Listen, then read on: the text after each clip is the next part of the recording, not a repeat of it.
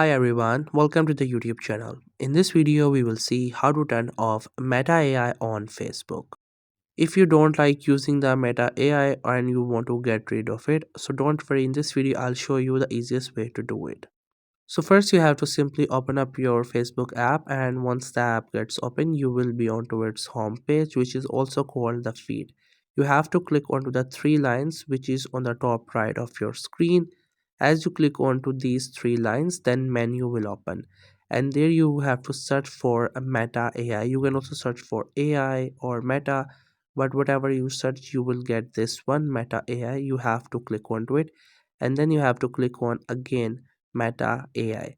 As you tap onto it, the chat will open, and there you will see this eye icon on the top right corner of this page. So you have to simply click onto it, and as you click onto it, this will open. Now here you can see we have different options, and we also have this option for mute. You have to click onto it and mute it for until I change it. Now what will happen that you would not get any sort of notification from it. The chat will not open until you unmute it. So if you want to use it again, you can unmute it and you will be again able to use the Meta AI.